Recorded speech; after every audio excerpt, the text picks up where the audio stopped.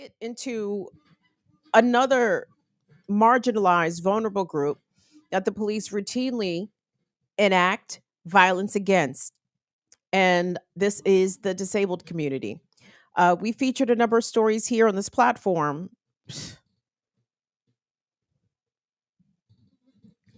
in graphic form where police have murdered disabled people, people who have been in wheelchairs, people who are experiencing mental health crisis, people who were deaf and hard of hearing and could not hear nor obey police commands. The way that disabled people are viewed in this society, if you are behaving in any way outside of the quote norm, that's reason enough for you to be profiled and criminalized by the cops. Really sad. Hold on. This story, again, let me lead with this. Everyone in this story survived, so let's lead with that. But they were indeed terrorized and traumatized. Another content warning for police violence, police brutality, and corporate violence and brutality.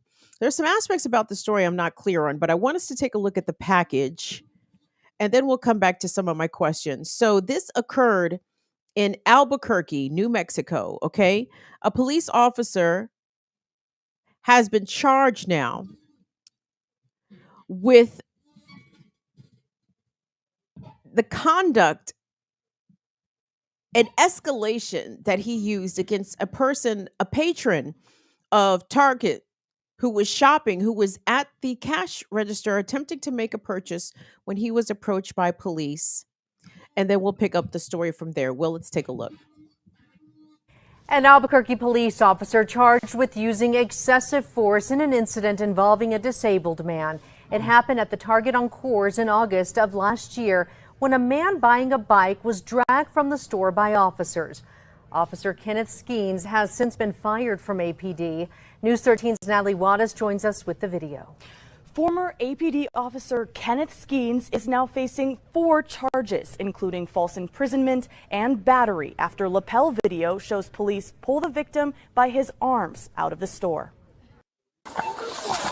On August 19th, 2022, 3 Albuquerque Police Department officers approach a man at a self-checkout counter at the Target on Coors, struggling to check out. The Attorney General's office identifying the man as having disabilities. Hi, sir, I'll check, please. Go ahead and grab all your money. Let's walk out, okay? The man continues to try to check out as APD officer Kenneth Skeens tells him he's being detained. Your money down. You're coming with us, okay? Just put your money down, okay? You're coming with us, okay? The man tries to explain. It took me a while. Pick your money up. You're coming with us now, okay? It just took me a little while. Gotcha, you took too long. Go ahead and pick your money up. The man apologizing. Pick your money up. Do you want us to walk you out, or you want to walk yourself out? The police grabbing the bike the man seems to be purchasing. Can I please just take So we're going to grab the money for you, okay? Skeens can be heard in the video telling the man he's going to be issued a criminal trespass that says he can't come back to the business anymore. The man still trying to explain. I was just getting my money out because I don't want to lose it. I keep it tight. Put it up and let's walk out, okay? You go up the door. He starts to yell, "I'm calling 911." Then police grab him. We're walking out. He struggles against the officers, falling to his knees at one point. They sit him down outside. He doesn't believe they're actually cops.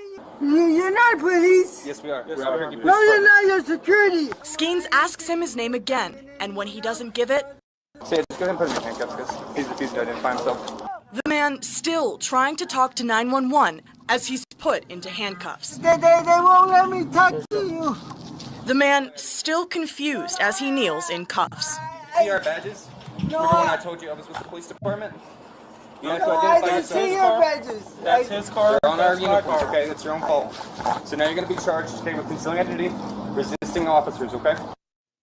That former officer you heard in the video was also one of 3 officers involved in the fatal shooting of Keyshawn Thomas at a gas station that same month in August of 2022. Back to you. All right. Thank you, Natalie. In May, APD told News 13 Skeens had been terminated for an incident unrelated to that shooting.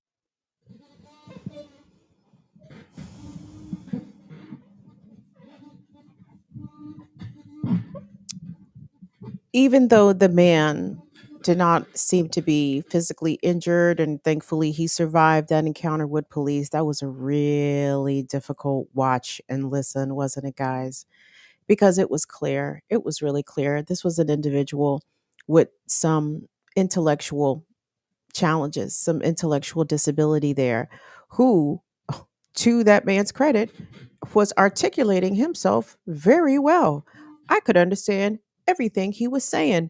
I could clearly understand what it was that he was trying to accomplish. And I'm curious, who the fuck called the police on an individual with intellectual disabilities because they were taking too long at the self checkout at fucking Target? Who called the cops on him?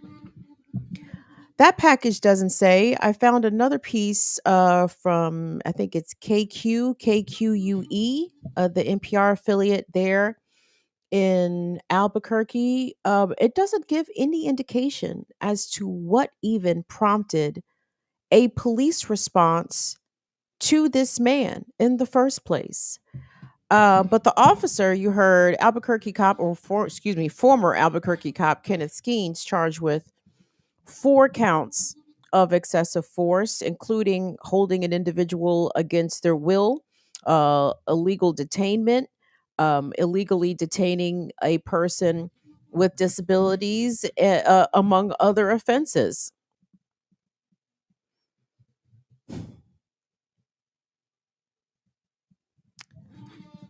A lot of these retail stores, again, because these cops are protecting property, not people, these retail outlets and these big chains, box stores, are fully content with police using violence against patrons, shoplifters, etc.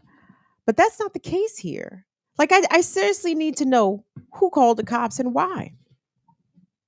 I didn't realize taking too long at the self checkout was something that's criminalized. But again, when individuals deviate from outside of normal patterns of behavior, you arrive at the self checkout, might take you 2 minutes, two and a half, 3, 4, 5 minutes, even, right? Shouldn't take you any longer than that. And if it takes you longer than that, then something is wrong.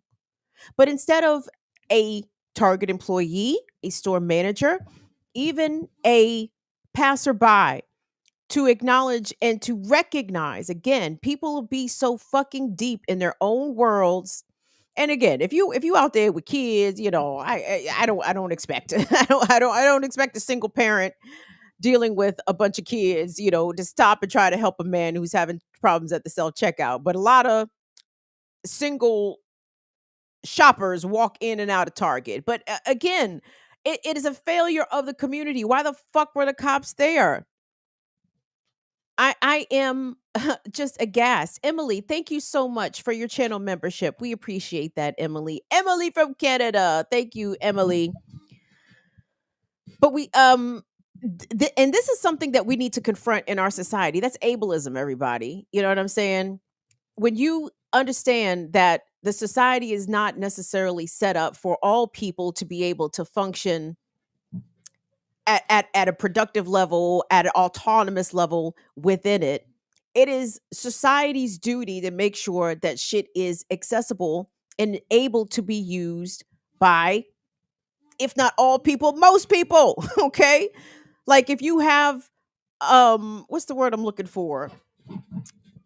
If you have the mobility to get in and out of the Target, if you have the cognitive function to understand that you need money or some sort of currency to pay for your items, then everything within that store, you should be able to check out seamlessly. And if you can't check out seamlessly at a technology or an automated point of sale like a self checkout, then there needs to be people there to help you.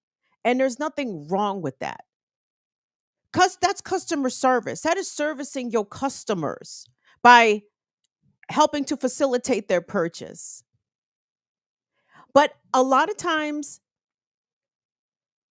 just like our unhoused people who are unhoused neighbors who oftentimes are dealing with mental health issues themselves, when you witness people who are visibly disabled out in the world, I mean, people recoil. Some do. You know what I mean? They don't want to engage. They don't want to interact. They don't know what the person's disability or what the diagnosis is. How could they? But people, a lot of people, not all, because I know we have some very kind folks here in this chat.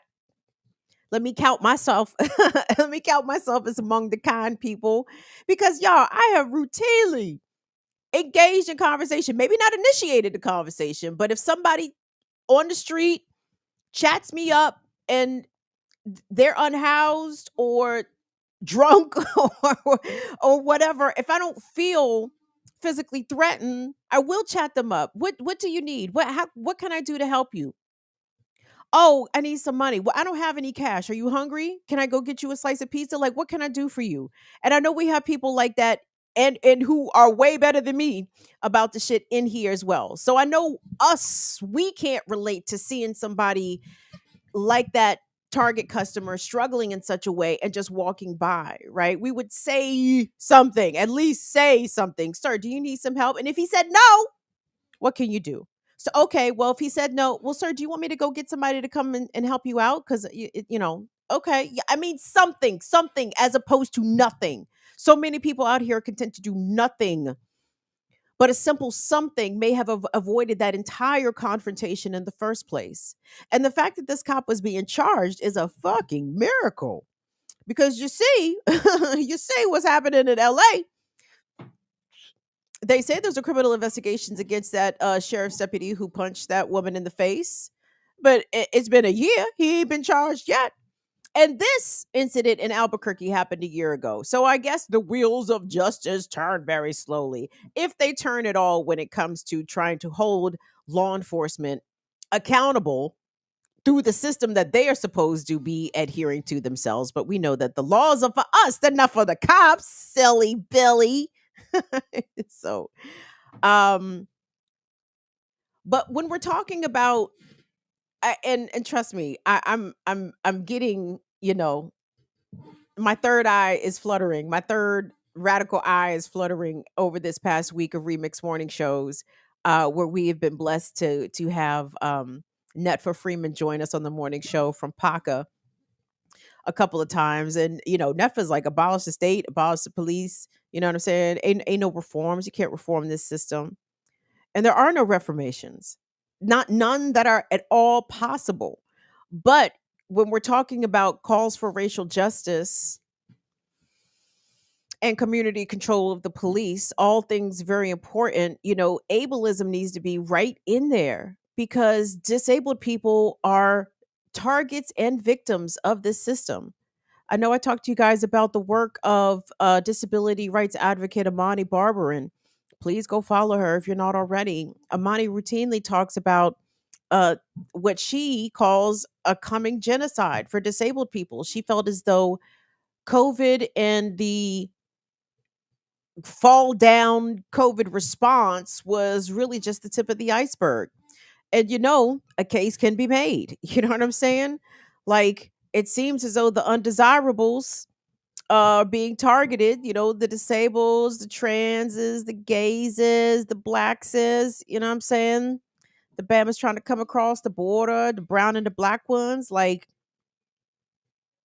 the state is continuing to take aim. Not that this is a new phenomenon, but it's one that now it's happening while we are all big adults with some sort of political awareness and some sort of political consciousness, and supporting those people who are on the ground trying to actually get accountability or affect some change, I think is very important. But I say this, and I think I've been validated in some way by listening to some of the commentary on BPM. It's like, like I said, I'm not an activist, I'm not an organizer, but count me as a propagandist for fucking good. Okay, count me as a mouthpiece and part of the propaganda arm for the radical righteousness out here. And I will keep louding up the stories, bringing y'all these stories, because so many outside of our respective spheres are in either willful denial,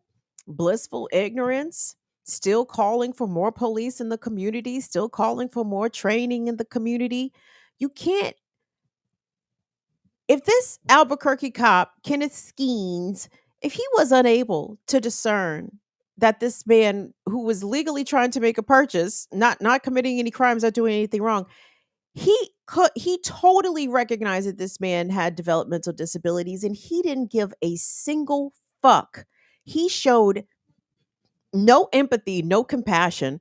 I suppose from the officer's perspective, the empathy and compassion that he showed that disabled man is that he didn't kill him, right? He could have shot him. He could have said he feared for his life. He could have said I couldn't understand what he was saying. I thought he said he was going to kill me, right? I guess that was the empathy and compassion shown. But simple decency to why didn't the cop assist him, the disabled man, with putting the money in the self-checkout machine? Why didn't he say, just to verify, sir, I mean, are you trying to purchase this bike? Yes. Can you, do you have enough money to make the purchase? I don't know. Well, can you show me what you have? Sure. But the man got harassed and assaulted. I fucking hate it here. Y'all, while we are burning down systems of oppression, please let us not forget ableism. You know why? Because in some way in your life, either you or someone you know is impacted by ableism. The assumption that disabled people lack cognitive ability. Even disabled people who don't have cognitive impairment. You know what I'm saying? Like, and Amani talks about this, and I too have experienced this. You know what I'm saying? I may have mentioned this too, and this is just me being a whiny little brat, and this is not a good excuse for me not to have gotten my fucking mammogram. But the first time I went in for a mammogram, my mom came with me, and I made the office aware of my situation, and then the nurse came back, and I'm sitting right there, and instead of talking to me, instead of talking to me, she turns to my mother and starts referring to me in the third person. Well, does she understand that it's going to be bitch, I have bad eyes. I can hear you just fine. I can comprehend you just fine. And even if I couldn't hear or comprehend, you should still talk to me. Can't stand it. Burn down ableism while we burning this shit down.